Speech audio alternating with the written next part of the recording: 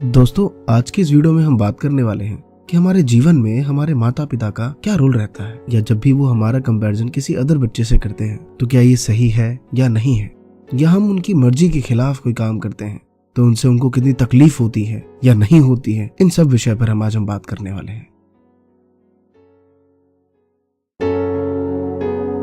तो नमस्कार दोस्तों, मेरा नाम है अमरीश और स्वागत है आप सभी का महात्मा जी टेक्निकल में। दोस्तों, अभी जो मैं आपको सुनाने जा रहा हूँ ये कोई स्टोरी नहीं है, या पता नहीं अब इसे क्या कहेंगे। ये मेरे मन में चल रहा एक प्रश्न है जिसका जवाब मैं आपसे जानना चाहता हूँ ये कहने के बाद कि क्या ये एक सिर्फ स्टोरी है या एक फैक्ट है लाइफ का। एक माँ और एक बच्चे के बीच एक लड़ाई होती है छोटी सी। बच्चा कहता है कि मैं अभी घर से बाहर चला जाऊंगा। माँ कहती जा, अभी जा, तू अभी निकल। वो कहता है हाँ फिर जा रहा हूं, मैं लौट के नहीं आऊंगा। माँ कहती है ठीक है, जा जा इस घर से। लेकिन वो बच्चा जाने से पहले अपने घर में एक कैमरा लगा के जाता है, और जब जा रहा होता है तो माँ कहती है अभी निकल, तू जा इस घर से जा। जब वो निकल जाता है उस घर से तो कहता है अब वापस नहीं जाऊंगा इस घर में। करीबन 1 घंटे बाद उसे समझ आता है कि चल यार, अब घर तो जाना ही पड़ेगा। जैसे ही डोर पे पहुंचता है, माँ डोर खोलती है और फिर कहती है कि तू फिर आ गया, चला क्यों नहीं गया। उसे फिर गुस्सा आता है, लेकिन चुपचाप अपने घर में आ जाता है। वो कहता है जरा चेक तो कर लूं कि मेरे खिलाफ क्या क्या साजिश रची गई, क्या क्या कहा गया, या क्या कहते हैं ये मेरे पीठ पीछे। जब वो अपने उस कैमरे में उस वीडियो को देखता है तो उसका दिमाग सन्न रह जाता है। वो देखता है कि जैसे ही मॉम ने डोर लॉक किया, सबसे पहले उनके आंसू निकले। फिर डरी कि पता नहीं कहाँ गया होगा, कब आएगा। हमेशा लड़ता रहता है मुझसे, मेरी बात भी नहीं सुनता। कहीं ना कहीं मेरी ही गलती होगी, मैं ही ज्यादा डांट देती हूँ उसे। कब आएगा, आधे घंटे हो गए, फोन भी नहीं करा अब तक। उस टाइम उस बच्चे के हाथ से फोन गिर जाता है। पता नहीं दोस्तों, ये वाकई क्या एक स्टोरी है जो मेरे माइंड में क्रिएट हुई, या एक रियलिटी है। इसका जवाब मैं आप सबसे जानना चाहता हूँ। और दोस्तों, यहाँ पे मैं कहना चाहूंगा कि माँ तेरे दूध का हक मुझसे अदा क्या होगा। तू है नाराज तो खुश मुझसे खुदा क्या होगा।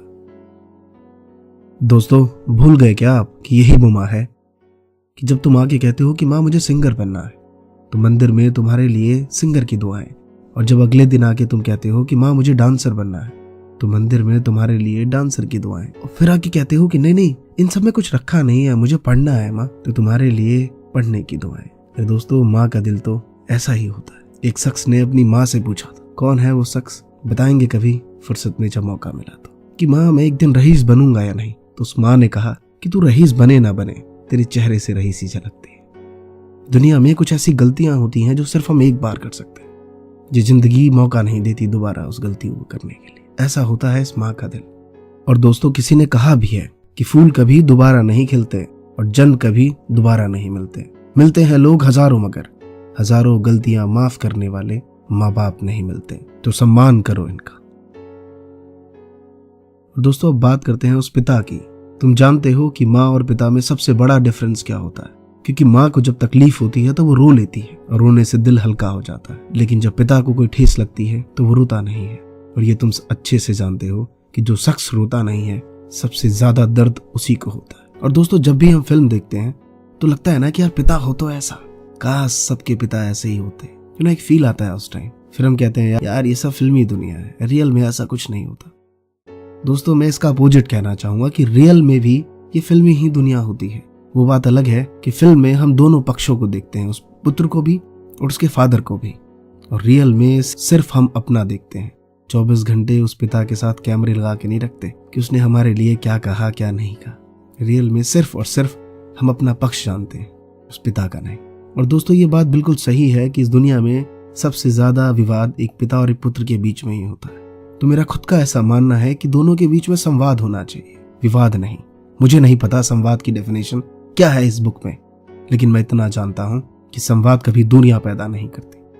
मेरे विचार उनके विचार अलग हो सकते, मेरा मानना उनका मानना अलग हो सकता है, मेरा करियर उनके लिए अलग हो सकता है। और दोस्तों, मेरी एक बात गांठ बांध लो कि जब भी तुम पिता के विपरीत जाके कुछ ऐसा काम करते हो जो वो नहीं चाहते और तुम्हें उस चीज में सक्सेस मिल जाती है, तो मैं सच कहता हूं, इस दुनिया में एक ही ऐसा शख्स है जिसे अपने हारने पे भी सबसे ज्यादा घमंड होता है, वो पिता ही होता है। और दोस्तों, एक बात और समझ लो कि इंसान ना उम्र से नहीं, हालात से बड़ा होता है। अगर वो उम्र से बड़ा होता तो आज रणवीर सिंह को सब अंकल जी कह रहे होते हैं। तो दोस्तों ये थी कुछ बातें जो मैं आपसे शेयर करना चाहता था। और लास्ट में एक बात कहना चाहूंगा कि जब बड़े बन जाना तो मंदिर बनाना, मस्जिद बनाना, अनाथ आश्रम बनाना, अस्पताल बनाना, गुरुद्वारे बनाना, चर्च बनाना, स्कूल भी बनाना, लेकिन वृद्धाश्रम कभी नहीं बनाना। फिर कहना चाहूंगा, हमारे पेरेंट्स के साथ हमारे मतभेद हो सकते हैं, मेरे विचार उनके विचार नहीं मिल रहे, चलेगा, लेकिन विवाद नहीं होना चाहिए, क्योंकि इस दुनिया में एक वही वो शख्स है जो बिना किसी स्वार्थ के हमसे बेतहासा मोहब्बत करते हैं। दोस्तों ये वीडियो बनाने का ख्याल मेरा अभी तो था नहीं। एक्चुअली एक वीडियोस अपलोड की थी सुबह, आप लोगों ने काफ़ी देखा, उसे अच्छा लगा कि चलो आप लोग उसे समझ रहे हैं। तो सडनली मैं रास्ते में ड्राइव कर रहा था और रेड लाइट पे मेरी कार ही रुकी, तो मैंने कहा चलो मोबाइल में देख लेते हैं कुछ कमेंट्स क्या आए हैं, पढ़ते हैं, रिप्लाई करते हैं। तो जैसे ही कमेंट सेक्शन खोला तो एक लड़की का मैसेज था, नेम मुझे याद है बट मैं बोलना नहीं चाहता। उसने कहा कि मेरे पेरेंट्स मुझे बहुत परेशान करते हैं, कि कंपैरिजन करते हैं, परेशान इन द सेंस कि कंपैरिजन करते हैं। तो मैंने कहा कमाल है यार, अब ये भी इंटॉलरेंस है क्या? तेरे नंबर 80 क्यों आए, गुप्ता जी के लड़के के 90 आ गए, ये इंटॉलरेंस है? हमारे लिए कमाल है। और वो जो पीठ पीछे तुम्हारी तारीफें चल रही होती हैं उसका क्या? वो भूल गए क्या कि मेरा बेटा शेर है? ऐसी थोड़ी मेरा बेटा है ये। दोस्तों अगर वो इतना कुछ करते हैं तो कभी कभी इतना तो हक बनता है उनका। हम जानते हैं कि 17 से 25 की उम्र ही अलग होती है, किसी की नहीं सुनना, अपनी करना। कोई सही भी कह रहा हो तो उसमें कुछ गलती ढूंढ लेना अच्छी बात है, लेकिन इसको सही दिशा दिखाइए। स्टूडेंट है तो मन से पढ़िए, और जीवन में कुछ कर रहे हैं तो आगे बढ़िए।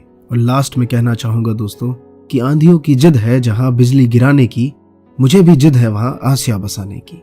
हिम्मत और हौसले बुलंद हैं, खड़ा हूं अभी भी, गिरा नहीं हूं, जंग अभी बाकी है, मैं हारा नहीं हूं। आई होप दोस्तों मेरी बात आपको शायद समझ आई हो। कुछ गलत कहा हो तो माफी चाहता हूं, और कुछ अच्छा लगे तो कमेंट करके जरूर बताइए। और दोस्तों इस वीडियो को शेयर जरूर करिए। धन्यवाद दोस्तों। जय हिंद, जय भारत।